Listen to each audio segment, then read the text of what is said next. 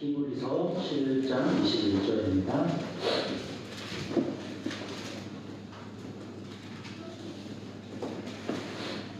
다 찾으셨으면 한 목소리로 읽겠습니다. 믿음으로 야곱은 죽을 때 요셉의 아들에게 축복하고 그 지팡이 머리에 의지하여 경배하였으며. 히브리서 믿음의 전당에 소개된 야곱의 이 믿음의 인생을 한 줄로 표현하는 것입니다. 저는 이삭의 믿음을 우리가 같이 살펴본 다음에 곧바로 그 다음인 오늘 이 본문으로 야곱의 믿음을 살펴보려고 했었습니다. 근데 이 본문이 잘 이해가 되지 않습니다. 이 본문을 파보려고 실험하고 실험해도 잘 안 돼서 야곱의 인생을 처음부터 자세하게 한번 살펴봐야겠다. 그래서 야곱의 믿음을 소개한 이 본문이 그래야 이해가 되겠다 싶어서 우리가 야곱 이야기를 시리즈로 쭉 살펴본 것입니다. 그동안 살펴본 야곱의 인생을 간략하게 한번 기억해 봅시다. 첫 번째 주제는 내가 야곱은 사랑하고 에서는 미워하였다였습니다. 그들이 나지도 아니하고 무슨 선이나 악을 행하지도 아니한 때에 이미 하나님의 주권은 야곱을 사랑하기로 작정하였습니다.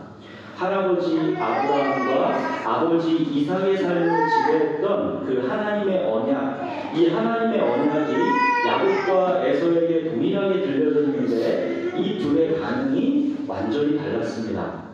우리는 그 이유를 알지 못합니다. 하나님의 주권적인 선택입니다.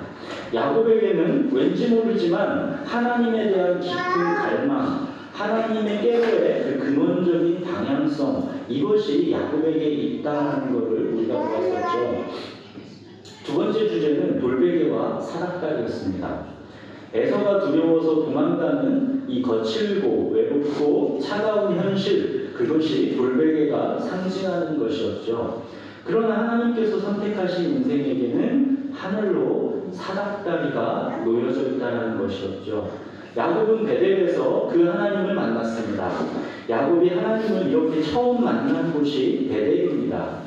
돌베개가 있는 어떤 곳이든지 하나님께서 택하신 인생에게는 그곳이 하나님을 예배하는 베델이 될 수 있다는 것을 우리가 보았었습니다. 세 번째 주제는 환도뼈와 지팡이였습니다. 외삼촌 라반의 집에서 야곱은 두 아내와 두 여종에게서 11명의 아들과 1명의 딸을 낳았습니다.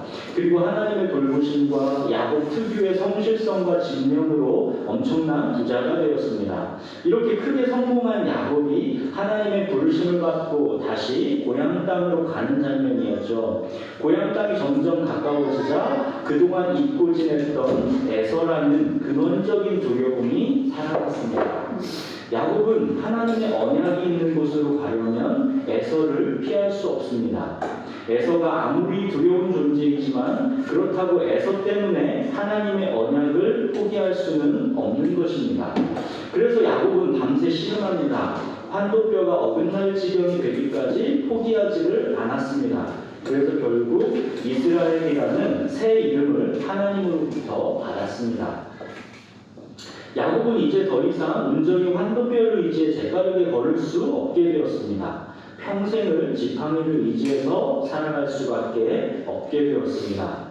그러나 야곱의 영혼에는 밝은 햇빛이 비치고 있었습니다. 이거를 기독교에서는 회개라고 한다고 했죠. 이 진정한 회개, 진정한 회심이 우리들에게 있어야 그때부터가 하나님과의 친밀한 관계, 믿음의 성장이 시작된다 말씀드렸습니다. 네 번째 주제는 세겜과 베델이었습니다. 그토록 두려워서 하나님과 씨름하게 했던 그 에서라는 문제가 해결되었습니다.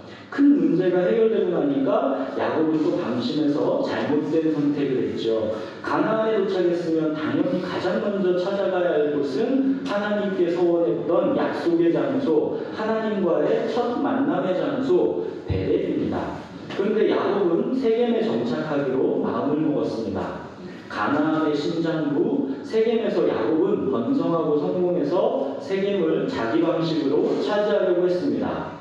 야곱의 가족, 야곱의 공동체는 세겜 문화에 흡수해서 이방 신상과 세겜 문화에 푹 빠지게 되었습니다. 하나님의 약속의 땅 세겜, 그러나 하나님이 세겜을 향한 뜻은 세겜 문화의 진멸이었습니다. 세겜 문화와의 공존이 아니었습니다. 야곱은 하나님의 때와 방법을 기다리지 않고 자기 욕심으로 세겜과의 공존을 통해서 세겜에서 번성하려고 했던 결과 비참한 재난을 초래하게 되었습니다. 디나의 사건, 시므온과 레위의 대학살 사건, 그래서 결국 세겜 족속들을 피해서 도망가야 하는 처지가 되었습니다. 이 다급한 위기 때 하나님이 다시 야곱에게 나타나셨었죠. 베델로 올라가라. 야곱의 공동체는 이방 신상을 다 버리고 의복을 바꾸어 입고 그렇게 베델로 올라갔습니다. 공동체 전체가 회개했습니다. 이 회개가 은혜라고 했었죠. 웬만한 고통, 웬만한 두려움이 아니고서는 사람은 결코 회개하지 않습니다. 하나님께로 다시 돌이키게 하시는 이 회개야말로 하나님의 은혜입니다. 베델은 그렇게 야곱과 야곱의 공동체에게는 하나님의 집이 되었고 하나님이 말씀하시는 그런 곳이 되었습니다. 야곱은 이렇게 세겜에서 베델로 옮겨오면서 또 한 번 성장하는 것을 우리가 보았지요. 야곱은 하나님의 백성은 정착민으로 이 땅에서 안주하며 살아가는 것이 아니라 외국인과 나그네처럼 하나님만을 좇으며 그렇게 살아야 한다는 것을 배웠습니다. 오늘은 마지막 야곱의 이야기, 야곱의 임종 직전, 그 인생을 마감하는 순간의 이야기입니다. 우리들이 야곱의 인생을 계속 같이 봐왔을 때 여러분들이 보셨을 겁니다. 야곱은 매번 한 단계씩 하나님 안에서 믿음이 성장해가고 있었죠. 야곱은 비록 연약하고 부족한 사람이었지만 후퇴가 없습니다. 계속 믿음이 성장했던 사람입니다. 오늘 마지막 임종을 앞두고의 이 야곱은 그야말로 야곱 인생의 최고 정점, 믿음의 최고치에 이른 순간입니다. 하나님의 사람은 이렇게 이 땅을 지나가는 마지막 순간에 가장 정점에 오릅니다. 이 땅이 전부라고 믿고 살아가는 사람들은 나름대로 세상 사람들은 인생의 커브를 그리죠. 젊어서 성공의 씨앗을 뿌리고 중년에 크게 성공해서 돈도 많이 모으고 노년에는 편안하고 안락하게 인생을 여유롭게 즐기다가 마감하는 것, 이것이 세상 사람들이 추구하는 인생입니다. 세상 사람들의 목표는 노후 대비입니다. 젊어서부터 노후 대비의 목표로 살아갑니다. 하나님이 없는 인생은 자기가 인생을 책임지고 먼다물을 두려움에 항상 대비하고 있어야 한다고 생각하기 때문에 젊어서부터 목표가 노후 대비입니다. 이 세상에서의 자기 삶의 전부이기 때문에 어떻게 해서든지 이 인생을 풍족하게 누리고 편안하고 안락하게 마무리하기를 원하는 것이죠.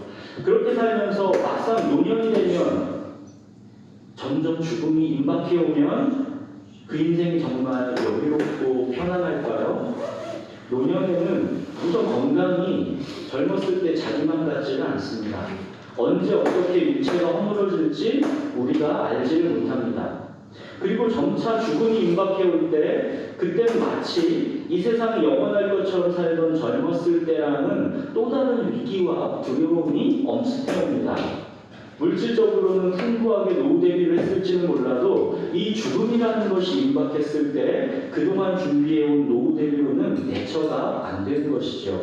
이것이 이 세상 사람들의 노년의 모습입니다. 세겜 문화와 베델 문화의 차이는 이렇게 죽음을 대하는 태도에 있어서 확연히 달라집니다. 그리스도인이 죽음을 대하는 태도는 세상과 같지 않습니다. 그리스도인은 이 땅에서의 죽음이 두려워서 어떻게 해서든지 피해야 할 그 무엇으로 죽음을 여기는 것이 아니라 열심히 달려가서 맞이하고 싶은 목표로 여깁니다. 이 세상에서의 삶을 우리는 잠깐 지나가는 것이다 라고 했습니다. 이 육체의 삶을 지나가면 우리의 본향 천국에 드디어 이룹니다. 우리를 기다리시는 주님을 우리가 보게 됩니다. 우리 현지자님이 그렇게 좋아하신다는 찬양이죠. 주님 다시 오실 때까지. 주님은 약속대로 다시 그리스도의 재림, 그 심판의 때는 반드시 약속대로 올 것입니다. 그때는 그런데 우리가 때를 모르죠. 그런데 우리가 확실하게 아는 때가 있습니다. 우리 육체의 삶이 마무리되면 우리는 너무도 확실하게 주님을 다시 보게 됩니다. 예수 그리스도의 재림의 날, 심판의 날이 우리의 생전에 안 오더라도 우리가 주님께 결국은 가게 된다는 것이죠. 바로 이날 두 가지, 주님이 다시 오시던지 또는 우리가 주님께 가던지, 그리스도인들은 이 날을 소망합니다. 세상 사람들처럼 두려워서 피하고 싶은 재앙의 날이 아니라 바로 이 날을 목표로 달려가는 삶이 우리 그리스도인의 삶입니다. 죽음을 대하는 태도가 이렇게 확연히 다른데 어떻게 이 세상을 살아가는 삶의 모습이 세상 사람들과 같을 수가 있습니까? 그리스도인의 삶은 능력과 평강과 확신의 삶입니다. 모든 순간에 담대한 권능의 삶입니다. 죽음이 세상 사람들에게는 두려운 무엇이지만 우리에게는 삶의 목표이기 때문입니다. 그리스도인의 삶이 무력하고 세계 문화 속에서 세계 사람들처럼 허우적대고 살아가는 것은 다른 게 아닙니다. 죽음이 곧 삶의 목표가 되고 있지 못하기 때문입니다. 죽음이 삶의 목표인 사람은 이 세상에서의 삶에 담대함과 평안함이 있습니다. 예수님은 이 세상에서 33년을 사셨습니다. 병들어 자연사 하신 게 아닙니다. 죽음의 순간을 정해놓고 그 목표를 향해 움직이셨습니다. 예수님은 이 세상의 삶을 마무리하면서 제자들에게 그럽니다. 이 제자들이 있을 처소를 예비하러 간다라고 하셨습니다. 나 있는 곳에 너희도 있게 할 것이다 말씀하셨습니다. 이게 뭐냐면 천국은 어떤 막연한 무엇이 아닙니다. 구체적인 장소입니다. 이 장소라는 게 중요해요. 우리는 이 구체적인 천국이라는 장소에 있게 되는 것입니다. 바울은 또 어땠나요? 참수당하기 전에 죽음이 임박했었을 때 디모데에게 마지막으로 쓴 편지가 이제 디모데후서죠. 디모데후서의 바울의 마지막 모습이 잘 담겨 있습니다. 디모데에게 나와 함께 고난을 받으라 그러죠. 또 복음과 함께 고난을 받으라 그럽니다. 그러면서 이렇게 디모데에게 마지막 유언처럼 남기고 바울은 이 세상의 삶을 마무리합니다. 그게 디모데후서죠. 디모데후서 우리 4장 5절에서 8절을 같이 읽어볼까요? 디모데후서 4장 5절에서 8절입니다. 예수님도 그렇고 바울도 그렇고 이 세상을 지나가는 그 마지막 순간은 이러했습니다. 우리 디모데후서 4장 5절에서 8절 바울의 유언, 바울이 참수당하기 직전입니다. 우리 읽으셨으면 한 절씩 번갈아듣겠습니다. 그러나 너는 모든 일에 신중하여 고난을 받으며 전도자의 일을 하며 내 직무를 다하라. 전자와 같이 내가 벌써 부어지고 달려갈 시간이 가까웠구나. 나는 선한 싸움을 싸우고 나의 달려갈 길을 마치고 믿음을 지켰으니 이제 너는 나라를 위하여 의의 멸류관이 예비되었으므로 주 곧 의로우신 재판장이 그날에 내게 주실 것이며 내게만 아니라 주의 나타나심을 사모하는 모든 자에게 오리라. 바울은 멸류관이 예비되어 있다. 바울은 분명히 그날 심판의 날 그게 우리에게는 멸류관이 예비된 날로 보고 있습니다. 이런 유언을 남기고 바울이 로마 감옥에서 참수를 당합니다. 이렇게 죽음을 두려워하는 것이 아니라 오히려 그 죽음을 목표로 달려가는 사람들을 세상은 감당하지 못합니다. 그리스도인은 세상이 감당하지 못하는 그런 사람들입니다. 결코 세겜 사람들이 살아가는 삶의 방식과 베델 사람들이 살아가는 삶의 방식은 같을 수가 없습니다. 그리스도인의 삶의 정체성을 분명하게 보여주는 것은 바로 이 죽음입니다. 야곱은 이 죽음을 맞이하는 태도가 어땠을까요? 그리고 이 죽음의 순간 야곱은 얼마만큼까지 성장해서 하나님께 가까이 가 있을까요? 야곱은 자기의 인생을 이 막판에 노년에 이렇게 고백하죠. 스스로 애굽왕 바로 앞에서 자기 인생을 이렇게 평가하죠. 야곱이 바로에게 이르되 내 나그네 길의 세월이 130년이니이다. 내 나이가 얼마 못되니 우리 조상의 나그네 길의 연조에 미치지 못하나 험악한 세월을 보내었나이다. 그럽니다. 험악한 세월을 보냈다라고 그러죠. 야곱의 인생은 우리도 봐왔지만 그야말로 참 쉽지 않은 고달픈 그런 인생이었습니다. 우리가 야곱의 인생을 한번 쭉 보겠습니다. 어려서는 장자권이 뭐라고 그렇게 그걸 갖고 싶어서 하나뿐인 형과 원수가 됩니다. 그렇죠. 도망가서 또 20년을 아버지도 어머니도 없는 나그네로 지냅니다. 그러는 사이에 자기를 그토록 사랑해주던 어머니 리브가는 세상을 떠납니다. 레아와 라헬의 시기 질투에 정신없이 자녀들을 낳습니다. 라반과는 계속 속이고 속는 긴장의 연속입니다. 그렇게 어렵게 자기 일가를 이루었습니다. 그렇게 고향 땅으로 돌아옵니다. 에서라는 두려움 때문에 밤새 씨름하면서 이제 육체도 지팡이를 의지할 수밖에 없는 그런 연약한 사람이 되었습니다. 하나님의 언약을 자기 나름대로 성취해보고자 세겜에 정착했다가 외동딸 디나에게 지울 수 없는 비참한 사건이 임했습니다. 시므온과 레위의 대학살로 또 다급하게 쫓겨 도망갑니다. 야곱의 그런 삶을 가만히 보시면 정말 고통의 연속이고 험악한 세월입니다. 세겜을 떠나 베델로 왔다고 험악한 세월이 그럼 끝났느냐? 그것도 아닙니다. 그때부터 또 줄줄이 고통이 계속됩니다. 베델에 도착하고 나서 리브가의 이모 드보라가 죽었다라고 나오죠. 야곱에게는 어머니 리브가를 대신하는 정말 어머니 같은 사람이 드보라입니다. 그런 드보라가 죽었습니다. 조금 있다가는 또 라헬이 베냐민을 낳다가 죽습니다. 그렇게도 라헬을 사랑했지만 그 라헬과 같이 오래 살지도 못하고 라헬이 죽습니다. 그렇게 허망하게 라헬을 땅에 묻고 다시 또 길을 떠나죠. 그런데 이번에는 자기의 장자, 그렇게 아끼는 르우벤이 자기의 첫 비라와 통관합니다. 야곱은 정말 별의별 일을 다 당합니다. 곧이어 또 고향에 도착하니까 아버지 이삭이 죽습니다. 야곱은 이제 의지할 사람이 없습니다. 야곱의 인생이 쉽지가 않습니다.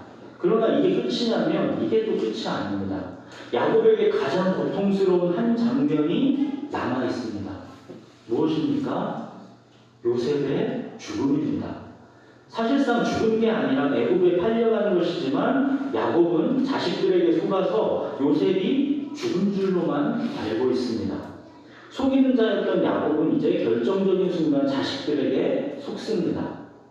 야곱이 요셉을 얼마나 사랑하고 애지중지했습니까? 사랑했던 라헬과 얼마 못 살고 사별했기 때문에 라헬의 아들 요셉을 그토록 더욱 사랑했습니다. 채색 옷을 입히고 다른 형제들보다 항상 더 깊은 사랑을 나타냈습니다. 야곱은 정말 요셉 없이는 못 살 사람처럼 그렇게 요셉을 사랑했습니다.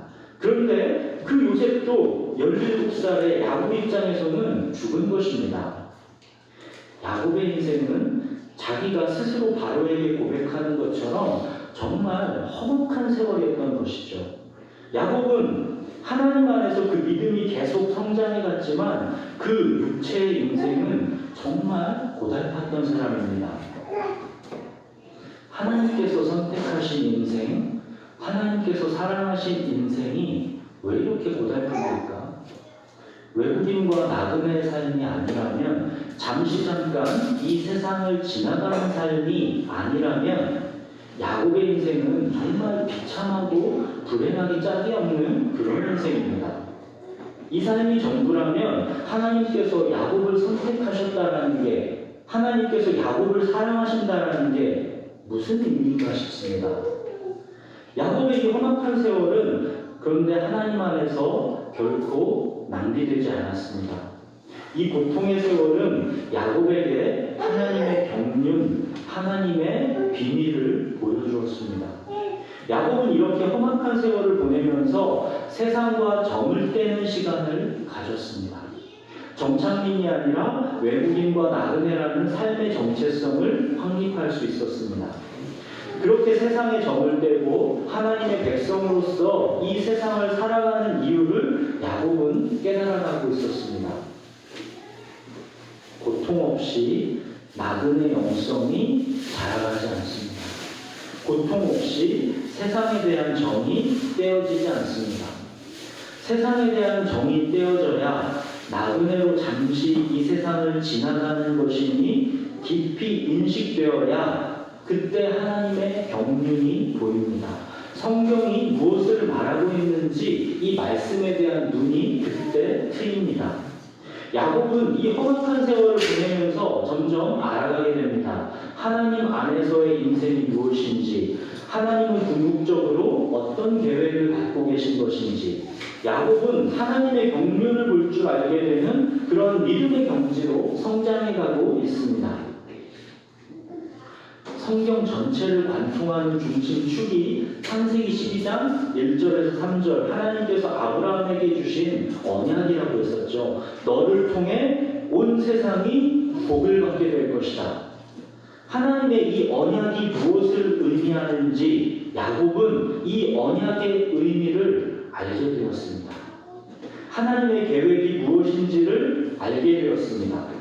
자기 인생이 하나님 안에서 어떤 의미가 있는 것인지를 야곱이 알게 되었습니다. 자기 인생을 통해 하나님이 무엇을 행하려는 것인지 야곱이 알게 되었습니다. 야곱은 하나님의 구원 계획, 열방을 향한 구원 계획을 알게 되었습니다. 하나님께서 이 세상을 구원할 길을 내시려 한다는 것, 그리고 자기 인생은 하나님의 그 구원 계획의 통로가 되고 있다는 것을 야곱이 알게 되었습니다. 하나님께서 택하신 인생, 하나님께서 사랑하신 인생, 내가 야곱은 사랑하고 에서는 미워하였다 했을 때 바로 그 야곱의 인생, 그 인생은 하나님의 구원 계획을 알게 된 인생이고 하나님의 그 구원 계획의 통로로 쓰임받는 인생입니다. 세상에 복이 전해지는 통로가 되는 인생입니다. 이 세상에서 정착민으로 잘 먹고 잘 사는 인생이 복된 인생이 아닙니다. 하나님의 최대 관심사는 구원입니다. 우리가 이 땅에서 행복한 게 하나님의 최대 관심사가 아닙니다. 하나님의 최대 관심사는 우리의 구원이고 세상의 구원입니다.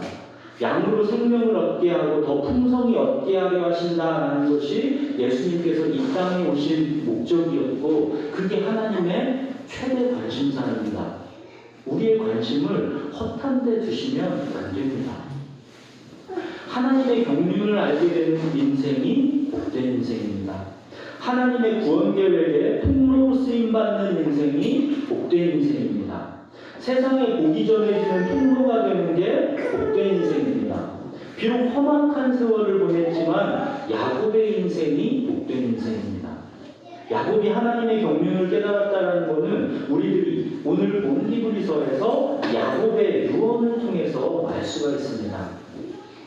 먼저 마지막 임종을 앞두고 오늘 히브리서 본문에서 말하는 것처럼 요셉의 아들들을 축복한 사건입니다. 히브리서 믿음의 전당에 왜 이 사건이 올라와 있을까요? 요셉의 아들들을 축복한 사건, 이것이 어떤 야곱의 믿음을 보여주는 것일까요?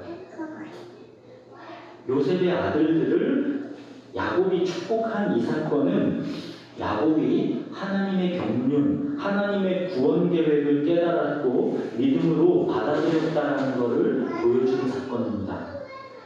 요셉에게는 두 아들이 있었죠. 장자 므낫세와 차자 에브라임입니다. 이 두 아들은 이방 땅인 애굽에서 애굽의 제사장이었던 딸 아스낫에게서 요셉이 낳은 아들입니다. 어찌 보면 애굽에서 귀공자로 자란 애굽 문화가 깊숙이 박혀있는 그런 아이들이었죠. 하나님은 야곱에게 열방을 향한 구원 계획을 보여주신 것입니다. 그 열방을 향한 구원 계획에 에브라임이 있는 것입니다. 어떤 계기로 야곱이 하나님의 이 계획을 깨달았는지는 모르지만 야곱은 분명히 하나님의 이 계획을 알았습니다. 그래서 우선 야곱은 요셉의 두 아들을 자기 아들로 입양합니다. 자기 아들로서 축복을 이어받아야 하기 때문입니다. 여기에는 요셉이 애굽에서 신실하게 하나님의 백성으로 고난을 감수하면서 야곱의 가족들을 이 기근에서 살려낸 공로를 인정한 면도 있을 것입니다. 그래서 요셉에게는 다른 아들보다 2배의 축복을 주려고 요셉의 두 아들을 자기 아들로 삼은 것이죠. 아무튼 이렇게 열방의 중심인 애굽 문화 속에서 태어나고 애굽에서 자란 요셉의 두 아들이 야곱의 아들로 입양되었습니다. 그리고 야곱이 이 요셉의 두 아들을 축복합니다. 이 두 아들을 축복하는 게 이 아버지 이삭이 야곱과 에서를 축복했던 그 장면이랑 비슷하죠. 야곱은 지금 죽음이 임박해서 눈이 안 보입니다. 그럼 야곱이 요셉의 두 아들을 축복합니다. 그런데 차자 에브라임을 장자 므낫세보다 앞세웁니다. 요셉은 이게 못마땅합니다. 장자 므낫세에게 축복을 주고 싶은 게 요셉의 마음인데 야곱은 에브라임에게 장자의 축복을 줍니다. 요셉은 야곱이 눈이 안 보여서 그러는 줄 알고 손을 다시 교정해 줍니다. 그런데 야곱이 그러죠. 안다 내 아들아.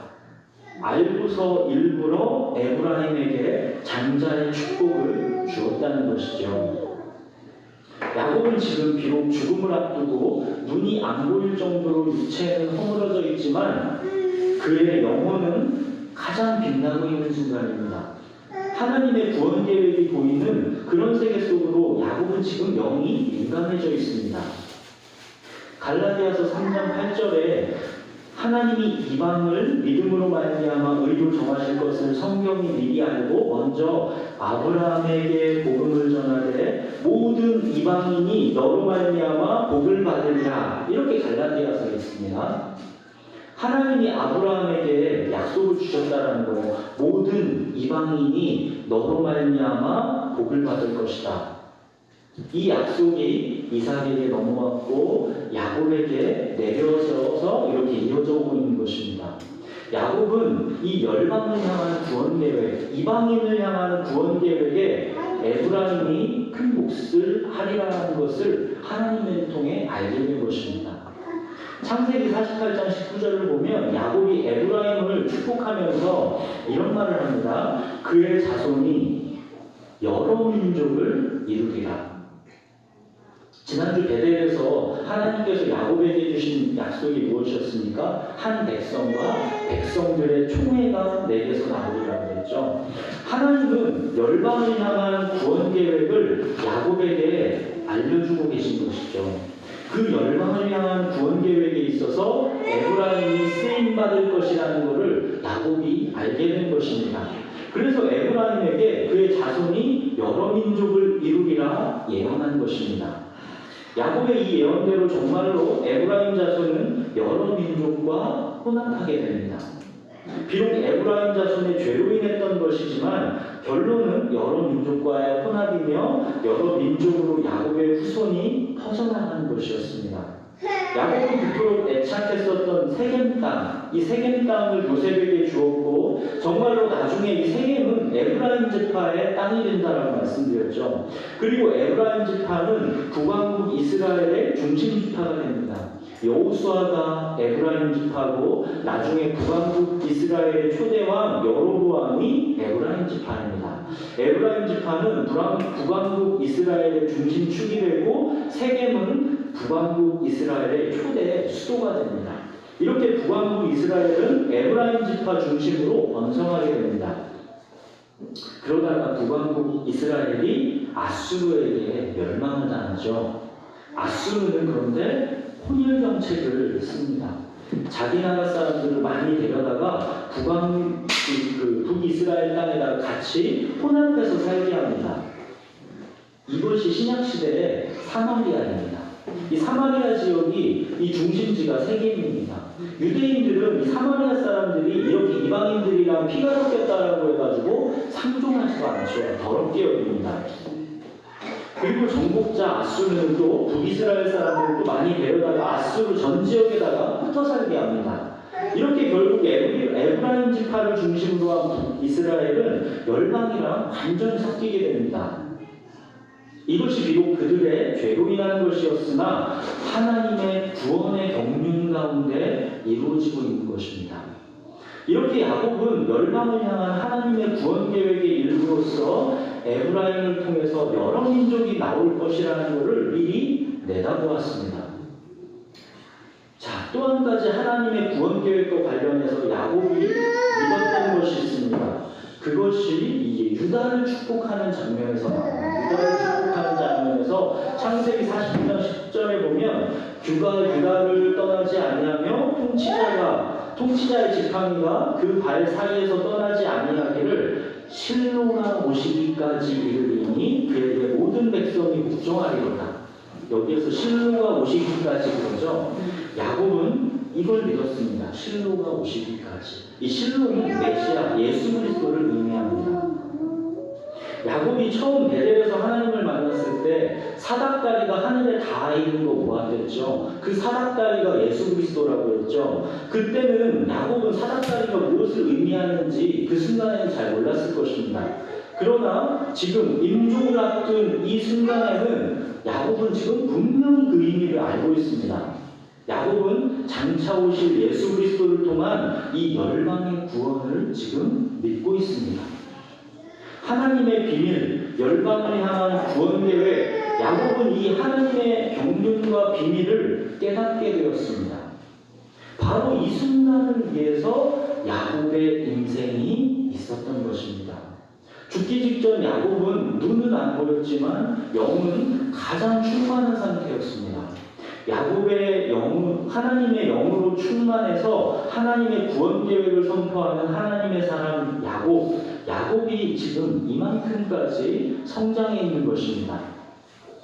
하나님의 경륜, 하나님의 구원 계획을 깨달은 야곱은 오늘 히브리서 본문에 뭐라 하냐면 지팡이를 의지해 경배하는 사람입니다. 자기 인생은 비록 험악했지만 비록 고통과 아픔의 기억이 많았지만 하나님은 사랑이시다. 하나님은 선하시다. 하나님은 구원하신다. 이렇게 하나님을 경배하는 것입니다. 하나님은 찬양과 영광을 받기에 합당하신 분이다. 만입이 내게 있으면 나는 그 만입을 다 가지고 찬송할 수밖에 없는 분. 그런 영광의 하나님께서 나를 창세전에 택하셨고 나를 구원하셨다. 나의 주님이 되셨다. 이 감격에 야곱은 지금 온몸이 다 쇠약해진 상태에서 지팡이를 의지해서 온 힘을 다해서 하나님을 경배하는 것입니다. 이것이 야곱의 마지막 모습입니다. 지팡이를 의지해 경배하는 야곱. 그는 자식들을 축복하는 이 마지막 유언의 중간에 이런 고백을 합니다. 한번 보시겠어요? 야곱이 자식들을 쭉 축복하는데 그 중간에 이런 말을 합니다. 창세기 49장 18절 보실까요? 자식들을 쭉 축복하는 중간에 되게 뜬금없는 말이 나와 있어요. 49장 18절 우리 같이 읽어보겠습니다. 여호와여 나는 주의 구원을 기다리나이다. 이 고백은 야곱이 주님을 기다리는 삶을 살았다는 것을 말해줍니다. 외국인과 나그네처럼 살면서 본향을 찾았고 본향을 소망하는 삶을 살았다는 것을 말해줍니다. 야곱이 본향을 소망하는 삶을 살았다는 것은 자기가 죽으면 반드시 가나안 땅 헤브론에 매장시키라는 유언을 통해서도 확인할 수 있습니다. 애굽이 아무리 번성하고 풍요로운 곳이라 해도 야곱은 자기가 영원히 머물 곳은 애굽이 아니라 본향인 가나안이라는 것을 분명히 알고 있습니다. 사랑하는 여러분, 우리들이 이제까지 연속해서 살펴본 야곱의 인생 어떤가요? 야곱은 매번 한 단계씩 성장하는 모습을 보여주었고 그의 인생 마지막에서는 이렇게 하나님의 경륜을 깨닫고 지팡이를 의지해서 경배하는 모습을 보여주고 있습니다. 이것이 그리스도인의 인생입니다. 신앙은 크신 하나님의 세계 속으로 내가 들어가는 것이지 나의 작은 세계 속으로 하나님을 끌어와서 가두는 게 아닙니다. 야곱은 자기 작은 세계 속으로 하나님을 끌어와서 가두려는 그러한 삶을 계속 살았었죠. 팥죽 한 그릇에 장자권을 탈취했고 아버지 이삭을 속여서 에서의 축복을 갈취했고 라반과 속임과 경쟁 속에서 부자가 되었고 세겜과의 공존으로 실패하게 됐었습니다. 야곱은 그렇게 자기의 작은 세계 속으로 하나님을 끌어와서 자기가 하나님을 그렇게 경험하려고 했습니다. 그러나 하나님은 야곱의 인생 가운데 나타나셔서 크신 하나님을 보여주셨고 그 광대한 하나님의 세계 속으로 야곱을 인도해 가십니다. 베델에서 나타나셔서 사닥다리를 보여주신 하나님, 분이엘에 나타나셔서 지팡이를 의지하는 삶을 가르쳐 주신 하나님, 그리고 베델로 야곱을 회복시키시는 하나님, 이렇게 하나님 계속 야곱을 말씀 속으로 들어가는 인생이 되도록 이끄셨습니다. 하나님의 경륜을 깨닫고 지팡이를 의지해서 경배하는 인생으로 성장시키셨습니다. 크신 하나님의 세계 속으로 들어가는 게 무엇인가 그거를 야곱이 알게 하셨습니다. 야곱의 인생을 이끄신 분은 다름 아닌 하나님이십니다. 하나님은 창세전에 야곱을 사랑하기로 이미 결정하셨고 그 결정대로 야곱의 인생을 인도해 오셨습니다. 시작하신 분도 주님이시고 야곱의 인생을 완성하신 분도 주님이십니다. 결국 야곱은 인생의 마지막에서 이것을 깨닫는 것입니다. 내 인생을 시작하신 분도 주님이시고 내 인생을 완성하시는 분도 주님이시다. 오늘이 추수감사죠. 감사한다라는 게 결국 무엇일까요? 야곱은 인생의 마지막 순간 온 힘을 다해서 지금 지팡이를 의지해서 경배하고 있습니다.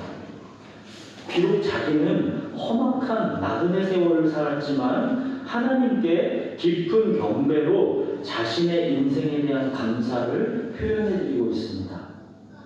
하나님께서 나를 창세전에 택하셔서 사랑하셨다는 것, 이 하나님의 주권적 선택, 이 은혜가 기본적으로 그 인생을 지탱했던 사람, 그 사람이 야곱입니다. 하나님의 주권과 섭리를 믿고 외국인과 나그네와 같은 삶을 그렇게 살았음에도 불구하고 험악한 세월을 살았음에도 불구하고 그 인생 가운데 함께 하시는 하나님을 야곱은 보았습니다. 그리고 자기의 인생을 향하신 하나님의 계획을 보면서 주님의 구원을 기다리는 삶, 본향을 사모하는 삶, 그런 기다리는 삶을 야곱은 살았습니다. 그리고 마침내는 마지막 순간에 지팡이를 의지해서 온 힘을 다해서 하나님을 경배하고 있습니다. 이게 진정 감사하는 삶 아니겠습니까? 감사는 하나님의 주권과 섭리를 믿고 나를 사랑하시는 하나님의 모든 처분에 나를 맡긴다라는 것입니다. 하나님의 처분에 나를 맡기는 것, 이게 감사입니다. 마지막 삶의 순간까지 지팡이를 의지해서 하나님을 경배하는 것, 이게 감사입니다. 내가 하나님의 백성인 것, 하나님의 자녀인 것, 그리고 하나님께서 나의 주님이신 것, 오직 이것만 있으면 모든 것이 충분한 삶, 이것이 감사입니다. 주는 나의 주님이시오니 주밖에는 나의 복이 없나이다. 이 고백은 다윗의 고백이기 전에 이미 야곱의 고백이고 모든 하나님의 사람들의 고백입니다. 주의 궁정에서의 한 날이 다른 곳의 첫날보다 낫다라고 감사의 고백을 드릴 수밖에 없는 것, 이게 그리스도인입니다. 사랑하는 여러분, 우리의 주님은 감사로 제사 드리기에 합당하신 분입니다. 지팡이를 의지해 온 힘으로 경배드리기에 합당하신 분입니다. 보십시오. 야곱이 기다리던 주의 구원 그대로 다 이루어졌습니다. 야곱의 예언대로 에브라임에게서 여러 민족이 나왔습니다. 요셉의 가지가 이스라엘 민족이라는 담을 예언대로 넘었습니다. 야곱의 예언대로 유다에서 실로가 오셨습니다. 예수 그리스도가 오셨습니다. 하나님께서 야곱에게 보여주신 그 예언대로 하나님께서 다 이루셨습니다. 신실하고 완전하신 이 크신 하나님 앞에 우리가 드릴 수 있는 감사는 경배입니다. 야곱에게서 지팡이를 의지해 경배하는 이 경외함을 우리들이 배울 수 있어야 하겠습니다. 비록 우리의 삶이 험악할지 모르지만 무화과 나무 잎이 마르고 우리의 양떼도 없고 외양간의 송아지도 없고 그런다 할지 모르지만 그럼에도 불구하고 하나님은 찬양받기에 합당하신 분이에요. 아멘. 우리 인생을 시작하는 분도 주님이시고 완성하신 분도 주님이십니다. 하나님께서 선택하신 인생, 그 인생이 주님께 드릴 마땅한 응답은 야곱의 이 마지막 모습입니다. 지팡이를 의지해 마지막까지 경배하는 삶입니다. 이게 그리스도인의 마땅한 감사입니다. 우리 그런 주님을 진짜 경배하는 삶, 지팡이를 의지해서 마지막 순간까지도 주님을 경배하는 삶, 그러한 삶을 우리가 다 살았으면 좋겠습니다. 우리 기도합시다.